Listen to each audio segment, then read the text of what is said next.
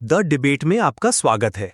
आज हम उड़िया संगीत के एक ऐसे सितारे की विरासत पर बात कर रहे हैं जिसका सफर जितना शानदार था, अंत उतना ही दुखद। 17 नवंबर 2025 को ह्यूमेन सागर के निधन ने पूरे उड़ीसा को एक गहरे सदमे में डाल दिया और अपने पीछे एक सवाल छोड़ दिया। स्रोत सामग्री उनकी कहानी को एक ऐसे गायक के तौर पर दिखाती है जिसकी आवाज में एक जादू था जो सीधे लोगों के दिलों में उतर जाता था।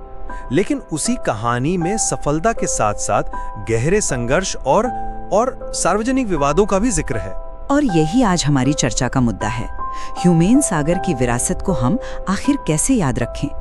क्या उनकी पहचान सिर्फ उनकी बेमिसाल गायकी और उन हजारों गानों से है जिन्होंने लोगों को हंसाया भी और रुलाया भी, या फिर उनकी विरासत को समझने के लिए उनके व्यक्तिगत संघर्षों, उनकी जिंदगी के उतार चढ़ावों को जानना भी उतना ही जरूरी है?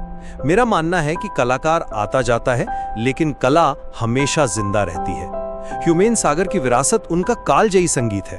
और मेरा नजरिया इससे थोड़ा अलग है। मेरा तर्क है कि आज के दौर में आप कलाकार को उसकी कला से अलग कर ही नहीं सकते। ह्यूमन सागर की विरासत उनकी पूरी कहानी है, उनकी शोहरत भी और उनके संघर्ष भी, दोनों एक दूसरे से जुड़े हुए हैं। देखिए, मेरा मानना है कि ह्यूमेन सागर की जो असली विरासत है वो उनकी आवाज है। एक ऐसी आवाज जिसमें एक कशिश थी, एक कच्चापन था जो उस दौर के किसी और गायक में नहीं था। जब वो गाते थे तो ऐसा नहीं लगता था कि कोई स्टार गा रहा है, लगता था कोई अपने दिल की बात कह रहा है। उनका सफर ही देख लीजिए। एक छोटे से गांव से निकलकर 2012 में वॉइस ऑफ ओडिशा जीतना, ये कोई मामूली बात नहीं थी। ये उनकी प्रतिभा का सबूत था।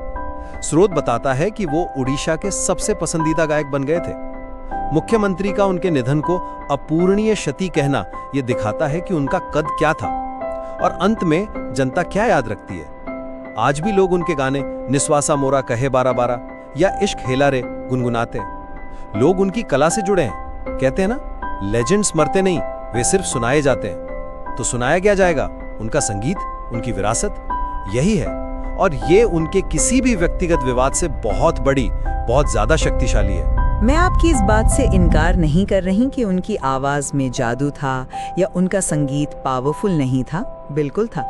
लेकिन हम उनकी विरासत को सिर्फ संगीत तक समेटकर मुझे लगता है अधूरा कर रहे हैं। स्रोत सामग्री में सफलता के ठीक बाद संघर्ष, पारिवारिक मुद्दे और विवादों का जिक्र है।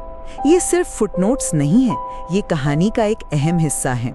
जब हम उनके संघर्षों की बात करते हैं तो हमारा मतलब उनके सार्वजनिक पारिवारिक मतभेद और सोशल मीडिया पर होने वाली तीखी बहसों से है, जो उनके करियर के आखिरी सालों में लगातार उनके साथ जुड़े रहे।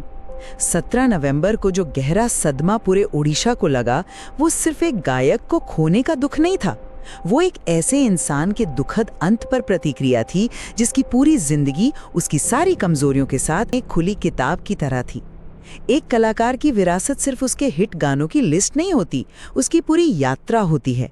और उनके जीवन की इन जटिलताओं को नजरअंदाज करना ये समझने में रुकावट डालता है कि लोग उनसे इतने गहरे।